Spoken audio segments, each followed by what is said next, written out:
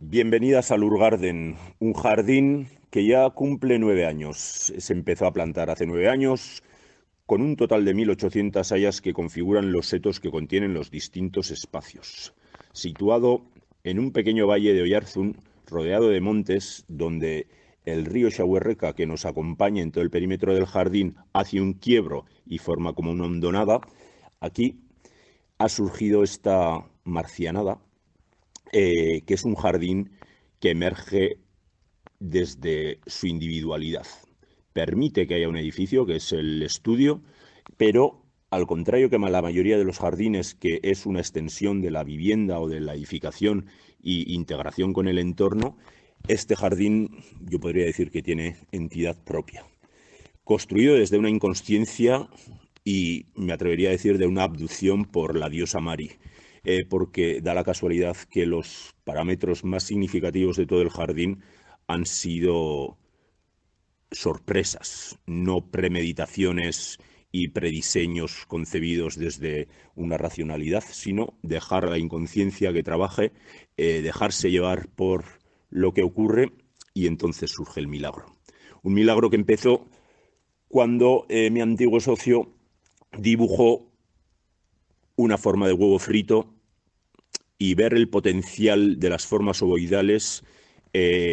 indujo al diseño de este jardín, donde todas las formas, tanto en planta como de los principales espacios, siguen distintas escalas de geometrías ovoidales, y luego la forma del huevo en 3 dimensiones pues se refleja también en los huevos de tejo, que en invierno cobran sobre todo protagonismo cuando las plantas vivaces un poco empiezan a decaer. Entonces se le da la apertura al jardín desde una entrada boscosa donde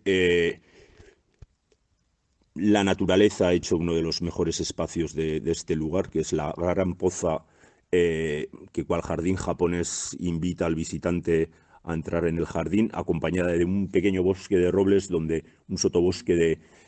helechos arbóreos de Australia están creciendo de una forma imponente. Se adentra uno por el jardín rojo, donde la temática precisamente ronda en los tonos ocres, granates del follaje de muchas plantas y floraciones prácticamente en tonos rojizos, y ya se enfrenta a lo que es la entrada, a lo que es el estudio de paisajismo. Luego el jardín se abre a una pradera, que es como un homenaje al lugar preexistente, que era una gran pradera de siega, donde hay unos huevos de hierba alta rodeados por césped. Hierba alta que ha sido una pradera que ha sido manipulada introduciendo salicarias que tienen una floración en espigas rosas imponente prácticamente durante 3 meses, que contrastan perfectamente con el tono pajizo que adquieren las gramíneas una vez que llega el verano, y un pequeño estanque circular que se ha convertido en uno de los milagros del jardín. Un estanque que no tiene ni renovación ni recirculación de agua, que el sol incide en él durante todo el día, adquiriendo una alta temperatura, y sin embargo el agua no se corrompe. Si alguien está deseando hacer una tesis doctoral, le invito a que coja esta temática y que nos dé la explicación de por qué este agua no se corrompe, cuando debería de corromperse. Luego hay distintos jardines, como el jardín amarillo, con un gran estanque ovoidal de 25 metros de longitud, rodeado de todo un parte de plantas amarillas. De ahí nos adentramos en el jardín de la extravagancia, un pequeño jardín coqueto con un estanque negro, donde los astilbes y tonos rosas y granates suelen ser los principales motivos. Pasaríamos al jardín de hojas grandes, donde la exuberancia que nos aporta la vegetación en las grandes tonalidades de sus follajes es absoluta protagonista. Tonos verdes y prácticamente ausencia de flor. Volveríamos hacia arriba, remontando junto al río Xahuerreca, hasta llegar a unos pequeños humedales, donde un ciprés de los pantanos, el árbol del tule, árbol sagrado de México, Taxodium mucronatum, abraza este pequeño espacio con estanques llenos de vegetación, nenúfares y otros tipos de plantas acuáticas. Seguiríamos ascendiendo río arriba junto a la regata hasta llegar al jardín jurásico, donde una colección de helechos y colas de caballo, plantas de origen jurásico, son las absolutas protagonistas, para acabar en un pequeñito jardín de musgos a modo de homenaje a los famosos jardines de musgos japoneses, que también los musgos se reproducen por espora, igual que los helechos, y las colas de caballo. De aquí entramos al jardín de hortensias. Estamos en Guipúzcoa, una zona donde llueve mucho y la hortensia, aunque no sea una de las plantas más de tendencia ahora mismo por sus grandes flores, crece de maravilla por las condiciones de tierra y de humedad que tenemos.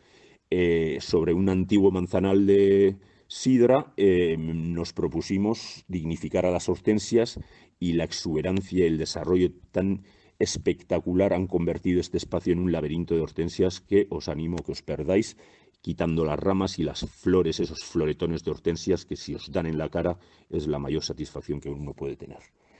Tanto colección de hortensias en tonos azules como en blancos son las presentes en este jardín de hortensias, que entre ellas se encuentra el túnel de calabazas, que pues tienden a crecer durante el verano para llegar a su cenit en septiembre, donde de esta pérgola pues cuelgan a modo de grandes huevos calabazas impresionantes que luego se deshidratan y se quedan como maracas.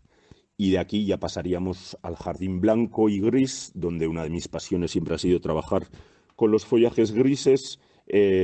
donde he aprendido infinito es poco, porque he perdido un montón de plantas. Da la casualidad que justo en esta climatología tan húmeda el gris es el color de follaje que peor se da, teniendo en cuenta que el gris es una defensa que las plantas desarrollan para aguantar altas insolaciones y ambientes secos. Pues aquí algunas prosperan, pero ha habido mucho fracaso, pero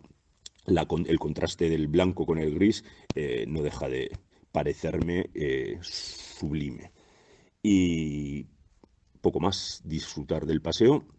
gozarlo y aquí estamos para atenderos. Un beso.